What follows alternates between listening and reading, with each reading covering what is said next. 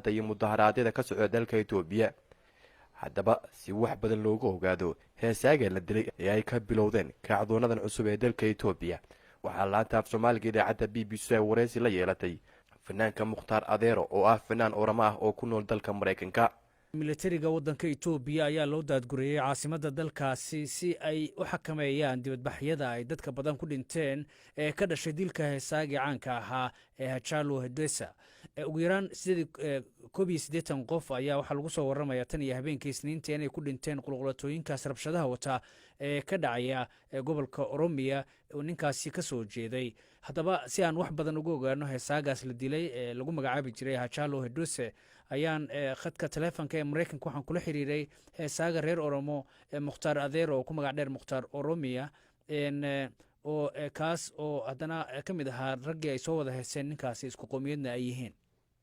Hachalu Hundessa waa nin fanaan oo 34 jir laakiin fan kaliya ma wixiisu waa activist weeyaan. waa nin aan saaxiibo nahay oo meelo badan ka soo wada shaqeynay, tiijo badan ka soo wada heesnay. marka waa nin wuxuu noo ahaa hariib noo ahaa. maxay kula tahay in loo beegsaday marka? ninkan wuxuu ka hadlaa xuquuqda Oromada oo ka maqan iyo Addis Ababa iyo cadowgeeni. marka waxay u badan tahay nimanka degan nooradka wuxuu ka hadlay taalooyinkoodii iyo wixii dhibkan u maranayno hadda 90% oo annaka oo hadda u haysano waa nimankaas nooradka degan waddanka haysan jiray abxaarada. laakiin ra'iisul wasaare Abiy Ahmed oo hadlay uu ka tacsiyay wuxuuna tilmaamay in dan gaara laga leeyahay baaritaankiina weli ugu socdaa. marka maxaa keenaya in dhinacaad uga shakisaan? waxaan uga shakinaynaa hadda kor waxaa la dilay madaxweynaha kililka abxaarada. wuxuu dhahay investigation baan ku jiraa. waxaa la dilay injineerkii daamka sameynayay. waxaa la dilay ninkii ciidamada Itoobiya haystay. marka wuxuu rabaa inuu siyaasadeeyo Abiy. runka ma aho waxaanu sheegaya dhahay waa taxsiideynaya iyo waa siyaasad bay ka tahay. wuxuu rabaa inuu hadda soo geliyo Egyptian inay ku jiraan ee gacan ku leeyihiin. laakiin sheekadan waa sheeko u taalay nimankaas abxaarada iyo nimankan Oromada. intii uu waday ololihiisan dhinacan xorriyadda ma jirtay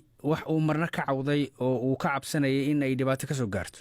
niman abxaara waa habeen wadada ku joojiyeen qori loo soo baxeen isla qorigii ula baxay. marka ka yaacay markuu isagoo la soo baxay bastuuradiisii. marka ninkan cadow last week TV ka hadlay. marka wuxuu sheegay wixii jiray iyo taaladii meesha Addis Ababa ku taalay in la fujiyo oo taalo kale laga taago. marka waxaa lagu beegsaday waxaas ahayd bariyaha bulshada laga hadlayay iyo TV-yada nimankan abxaarada ay ka hadlayeen ee dhahaya ninkan wuxuu nagu sameeyey magac xumo waa in la dilaa meesha lagu arko. marka iska caddahay nimanka dilayna yihiin abxaara yihiin. laakiin Mukhtaarow annaga wax caddayna uma hayno eedahaas aad jeedinaysid. marka laga soo tago in ninkan dadka ay hesiisa dhegaysan jireen xorriyaddana u ololeyn jiray markii uu Abiy Ahmed yimid maxaa isbedelay? waxaa isbedelay Abiy Ahmed wuxuu siiyey chance inuu waddanka isbedelo. uu ka aamusay isagii iyo ninka la dhaho Jawhar oo siyaasiga waxay dhaheen Abiy chance la siiyo hal sano hala siiyo oo hala dhageysto. wuxuu marka halgankii socday 2014 ka bilaabay halgankii wax jawaab laga soo celiyay wixii anaga halganay ma jirin. marka cunugu hadduu kaco wuxuu dhahay 2 sano iyo baraa sugeynaa waa soo halganay 5 kun oo qof ku dhimatay Addis Ababa lama soo celinin jawaabihi anaga rabnay lama soo celinin. marka isbedel weyn ma jirin. nimanka Tigreega haystay iyo ninkan hadda qabsaday waxay u kala duwan yihiin Oromo ma jirto. maxaa keenay marka in dadku aanay si nabada u dibad bixin oo cabashada ay qabaan ay si nabada ku soo gudbin? ninkan la dilay lama dilin kaliya inuu fanaan yahay. waxaa loo dilay haliyey oo ay Oromo leedahay maadaama uu yahay. waxay rabaan inay iska damiyaan Oromada. dadkuna ma u arkaan inuu ninkaas dhintay. waxay u arkaan ninkaas wuxuu aaminsanaa uu ninkaas u halgamayay meeshii bay taallaa. haddii xitaa la dilo oo 200 oo kale la dilo oo 2 kun la dilo halgankuu soconayaa. halgankii hadduu bilaabmay ma dhammaanin ilaa oo aanu wixii aanu rabnay 6 sano ka hor aanu kacnay ilaa aan helno in Addis Ababa la soo celiyo in afkii Oromaha afkii waddanka laga dhigo in maxaa la dhahayay cashuurta waddanka laga qaado lagu celiyo waddanka gudihiisa. halgankeena waa clear in dadka nala degan xuquuqdooda la ilaaliyo. aan dariska nahay Cafarta Soomaalida nimanka la dhaho Sidaama dadkaas dhan inay xuquuqdooda helaan. ninkan Hachalu iyo Jawhar Maxamed maxaa ka dhexeeyay? dabcan markii la dilay kadib waatan xitaa la xiray Jawhar Maxamed. marka maxaa ka dhexeeyay labada nin?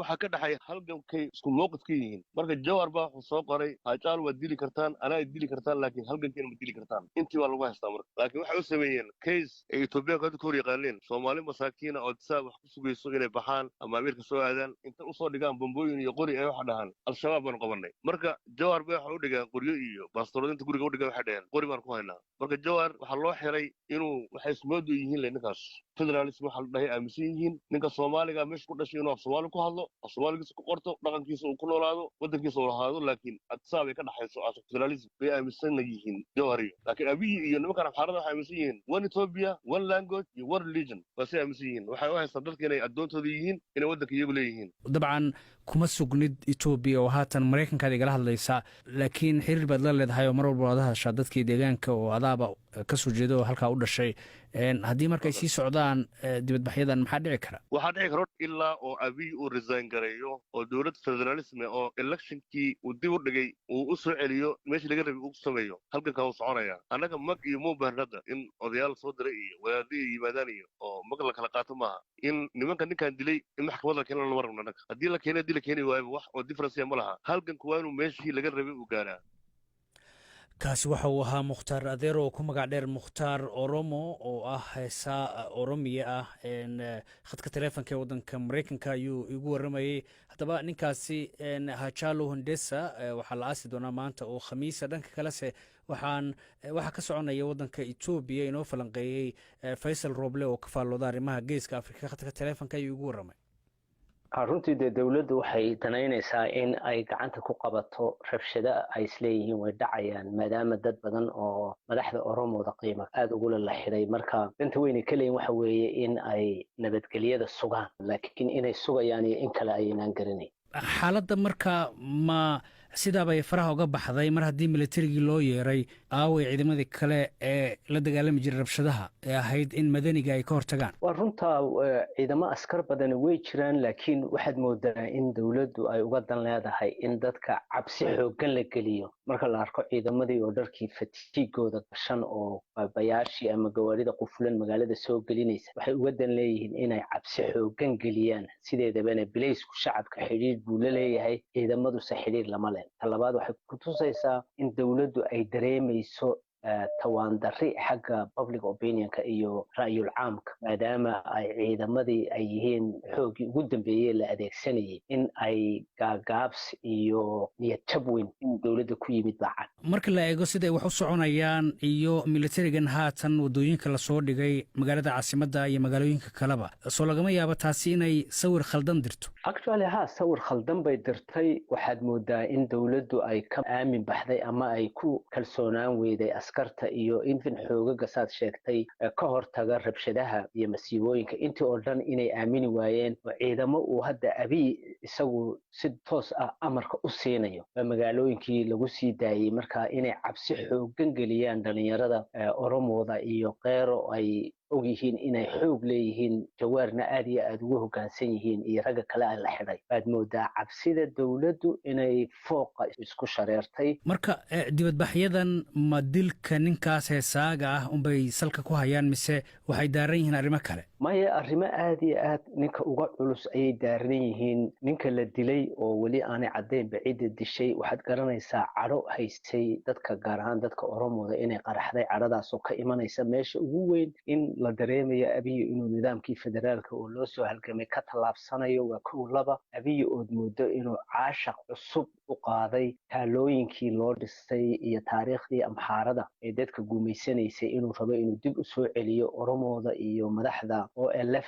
ay aad iyo aad arrintaa uga xanaaqeen si xataa ayna uga xanaaqin waqtigii Tigreega inay hadda uga xanaaqsan yihiin marka dilka ninka waa arrin iyadu calaamad ah laakiin salka meesha ay ka qurunsan tahay waa siyaasadda abiy uu rabo inuu dalka ku dhaqo iyo tan dambe uu dib u dhigay ama uu awoodii kororsaday inuu sii hayo xukunka isagoo ku sababiyoonaya cudurka aafada ah ee hadda dalka haya intaasoo dhan marka isbiirsadaan waxaad moodaa in abiy ay aad iyo aad uga aamin baxeen qowmiyadaha kale gaar ahaan Oromooda maxaa keenaya in dadkan aanay si nabada u dibadbaxayn oo qalalaase ay kicinayaan oo weliba hanti dadweyne iyo tii guudba ay baabiinayaan waxa weeye dibaxbadyadu waa laba walaal mid waxa weeye mid inta fasax la soo qaatay la habeeyo oo dadka madaxdu u taliyaan oo meel gaar la maro ama madaxda xafiisyadooda lagu banaanbaxo kaasi waa banaanbaxa nabadgelyada kana waa gadood waa cadho qaraxday oo la qaban kari waayey marka xataa ninka ay u dootamayaan ama ay u dibadbaxayaan sida Jawaari iyo Gabre iyo kuwaasoo kale hadda ma amri karaan dadku waa gadoodeen gadoodkana waxa keenaya cadhooyin isbiirsaday oo marka ninka la dilay uu noqday qaraf ama kibriid dabkii lagu tuuray. dibadbaxyadan haddii ay sii socdaan maxaa dhici kara dhanka dowladda iyo dhinaca kale ee shacabkaba? dhowr horta arrimood way dhaceen. kow, abiy in uu ka baxay xulifadii oromooda ahayd ee kacdoonka dhalisay uu isna awoodda ku qabsaday, kuwa waa kala tegeen waana kala dhinteen. laba, raayul caamka oromo inuu maanta aad iyo aad abiy uga soo horjeedo, dad badanna ay soo raacayaan oromooda sida soomaalida iyo dadyow kale ay hadda aad u saluugsan yihiin. waxaa dhici kara in abiy uu sibibaxada uu galay uu kusii sibibaxoodo in uu la soo baxo calaamadaha kelidii talisnimada oo ah in wax kasta xoog lagu nuquuniyo, military lagu dayo. calaamadii ugu horreysayna waynu aragnaa oo waxa weeye in dadkaa la xidhxidhay, xataa amxaarkii xagga muduciga ahaa isna saaka in la xidhay oo isna uu yidhi waxaanu diidanahay kelidii talisnimada abiy uu ku dhaqmayo, in dalka la geliyey xaalad degdega, in internetkii la jaray. marka waxaasaad arkaysaa oo dhan waxa weeye calaamadaha lagu garto dalku inuu burburayo, in amnigu gacanta ka baxay, in kalsoonidii meesha ay ka baxday. marka wixii hadda ka dambeeya waxaynu arkaynaa gacan military, dil, dhac iyo burbur dalkaa kusoo biira.